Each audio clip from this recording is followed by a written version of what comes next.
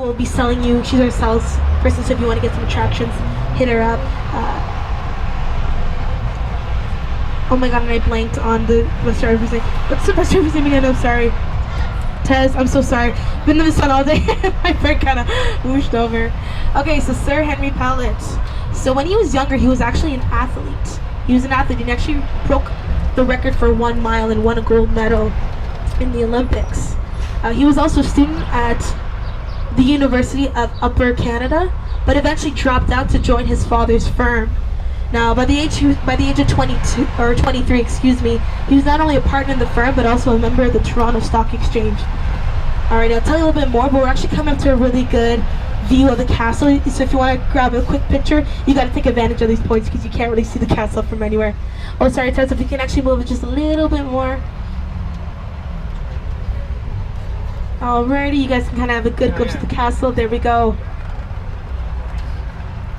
Yeah, by the age of 23, he's a partner in his father's firm, member of the Toronto Stock Exchange, and he marries his wife, and they have a kid. Life is going so good right now. At this point in time, he also starts investing. One of the things he actually invested in was electricity. After meeting Thomas Edison, he was the man who brought electricity to Toronto. Yeah, by investing in not only electricity for your homes, but street lamps, etc.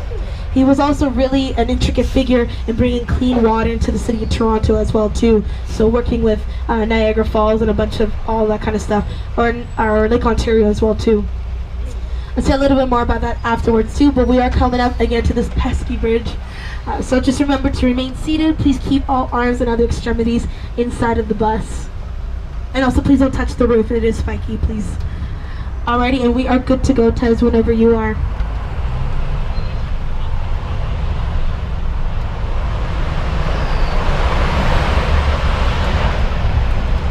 Alrighty, so okay, he's making all this money, right? All these good investments. He's definitely able to fund the house. Remember, $3.5 million.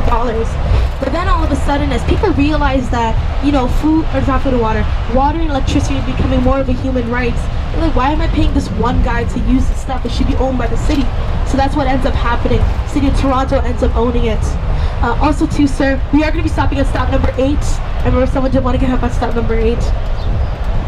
So that's okay. So he loses all that kind of stuff, but he's a rich man. He's a smart man. He has his foot in other ponds. So let's start investing. He starts investing in real estate. But then World War I comes around. No one's really trying to buy any homes at that time, right? So it's okay. Still got money. He starts investing in airplanes. That's an amazing investment, right? But folks, World War I, that makes no sense. So the Canadian government kind of took all control over that. Remember, $3.5 million. Where is he getting this money to build this house? Then he starts investing in oil. That should definitely work, right? All of his oil plants came up dry. So he came to so much debt. You ask, where is he getting this money? Nowhere. He came to so much debt he had to sell the castle. Him and Lady Mary. We are coming to stop number 8, so we will be pulling over. This is just one person though. I know what's getting on. I can still tell you about the story because it's a really good one. Yeah, so him and Lady Mary did end up having to move out of Castle Loma, which broke his heart because he actually built the castle for her. It's a testament of his love to her, right? Then disaster struck again. Okay, so you're allowed to get off here. You're good to go. Yeah, stop number 8. You want to go to 9? Oh, it's okay. Okay, we're going to keep going. Then we're going to go stop number 9 to the Battersea Museum. No worries at all. But then, yeah, disaster struck again. Lady Mary passes away. Oh, it devastates him, right? So sad. But that's okay. He meets his new wife, his second wife. Life is good again, right? And then she passes away. This guy can't catch a break. It's ridiculous. In the meantime, you know, the castle is literally just sitting there. The city of Toronto didn't know what to do with it because it was so big, right? Thought it would make it to a school, maybe a prison. And then in the 1930s, it was bought by the Kiwanis Club, and they made it into the museum that you can now see and enjoy today. And Sir Henry Pellet was still alive at this point, and he was such a good sport, he actually went to the opening of the Castle Loma. Now when he was there, he actually wrote a letter inside and left it there. And the letter says something on the lines of, although I'm sad this is no longer my home, I'm at least happy that it's bringing so much happiness and joy to others.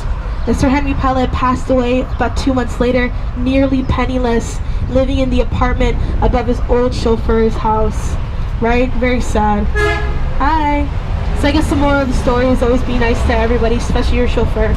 You never know when you're going to fall into hard times. That being said, folks, we are back on Bloor Street, which means that we are quickly approaching stop number 9, which is for the Beta Shoe Museum or the Bata Shoe Museum. We do have some stop requests, so we will be stopping here.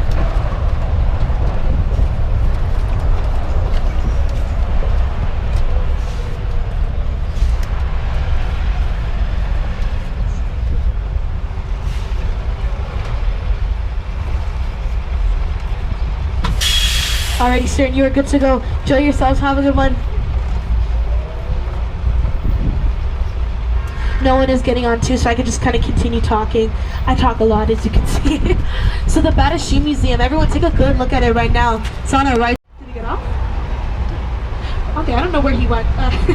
Maybe he's still on the bus. But regardless, though, everyone is sitting on top, so we're good to go whenever you are downstairs, Tez, if he is off the bus. So yeah, the Bata Shoe Museum. Inside you'll find over 13,000 pairs of shoes or shoe-related objects spanning over 5,000 years. It's also the largest and most comprehensive collection of shoes and footwear-related objects. Now the museum is divided into two sections, the historic section and the celebrity section. The historic section, you can see things like Napoleon's socks, as well as Queen Victoria's dance slippers. On the celebrity side, you'll see things like Shaquille O'Neal's basketball shoes. You'll see Elton John's go-go boots, Elvis Presley's blue patent leather boots or something around there. You see a bunch of cool stuff. Remember, 13,000 objects, so you'll never get your money's worth. And the purpose of it is just to kind of give you a different and a really cool perspective of history, a different perspective of history. It's a really big shoe. Yes. That being said, too, folks, we are coming up to stop number 10, which is for the Royal Ontario Museum, or the ROM, if anyone wants to get up at stop number 10 for the Royal Ontario Museum.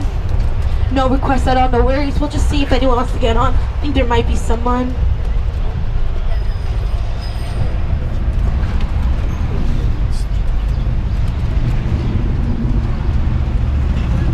I'm not sure if he's getting in the Uber or with us.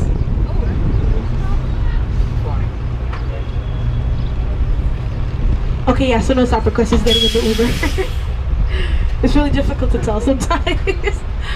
Alrighty though, regardless, we can still definitely talk about the Royal Ontario Museum, which is on our right. Reminder too, folks, if you want to go inside, oh, now he got a bit earlier, the original entrance. Now you see the original entrance is right in between two Chinese food dogs, which are actually supposed to bring good luck. A funny little story though, if you guys were on the bus with me a bit earlier, you know that actually the ROM was open one day after the Titanic sank, so I'm not sure how lucky your attendance was. But nonetheless, though, it has been going strong since the late 1800s, early 1900s, so I guess it's doing okay. Now directly ahead of us, you're going to see a bunch of trees, folks, a bunch of trees. That's actually Queen's Park. It's named after Queen Victoria, and it was the first, or excuse me, it is the first municipal park in British North America. It's owned by the University of Toronto, but leased to the City of Toronto on a 990-year contract. So I think we're like in year 200 something, so we're still doing pretty good with time, rest assured. You also see there's a lot of construction around Queen's Park. No worries though, there are some areas where you definitely can go inside and maybe enjoy the nice weather, have a picnic, sunbathe perhaps. Also, as we turn around this kind of corner, go around in the circle around Queen's Park, we are also officially entering the University of Toronto territory. So if you want to pay attention here, this is the U of T territory.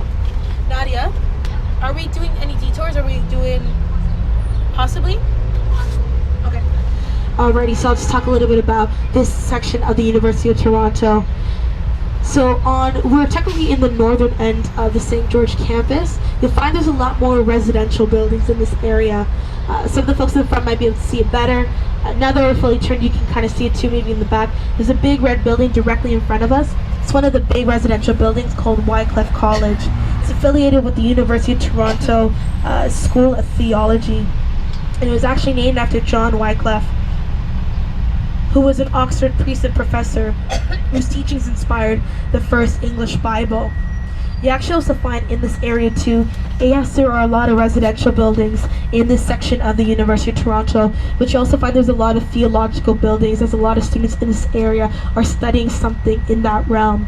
More particularly, you'll find that there's a lot of students who are studying the Abrahamic religions, which if you don't know, that's Judaism, Christianity, and Islam. It's called Abrahamic because they all have an originating story back to a man named Abraham, so in case you didn't know about Abrahamic.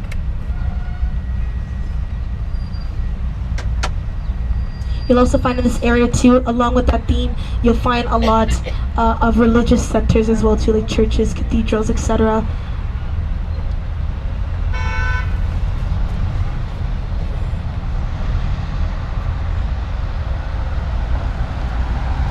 Alright, and the next part of my tour will be based on which way we go, so I'll just pause for a second. Onwards.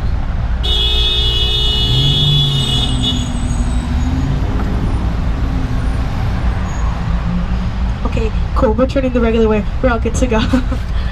So yeah, here's a little bit more of the kind of residential area. So Wycliffe College, remember, is a big red building. It's on our left now, Wycliffe College. You'll also see too, I'm not sure where your daughter graduated, but a lot of students also graduate in this building coming up on my left. I don't know what it's called. Trinity, I think it's just called Trinity. So a lot of graduations also held there. It's also the playing field. And now coming up directly ahead of us, I want you guys to look at this big old building directly ahead of us. You can't miss it, this big building. That's the John P. Roberts Library. Remember, this is one of the 3 largest libraries in the city of Toronto. We saw the reference library a little earlier on. This is the John P. Roberts Library. It's the largest definitely in the University of Toronto, and inside contains 4.5 million volumes of books. Now there are 44 libraries in the University of Toronto, and altogether they house about 12 million volumes in over 341 languages. Now I wanted you guys to look at it because as you can see, it looks like a bird. It's supposed to look like a peacock, which is a symbol of knowledge and wisdom. But some folks, especially students, think it looks like a turkey. So I'll let you be the deciding factor on that. I think it looks like a turkey, but like I said, I the beholder. That's not necessarily bad. Ben Franklin wanted to have the turkey actually be the symbol of the United States instead of the eagle because it was symbolized strength. Oh, there we go. I just found out, actually, the turkey is also a symbol of strength. It was actually the states that was supposed to be their original national bird. Now it's the eagle. So I'll let you be the answer the holder on that. Also, too, folks, make sure to watch your heads. There's a lot of low trees in this section, so make sure to be mindful and duck if necessary. Also, too, coming up on our right is this big kind of glassish, kind of brownish, whatever you want to call it, building. It's the graduate house. So it actually houses full-time doctoral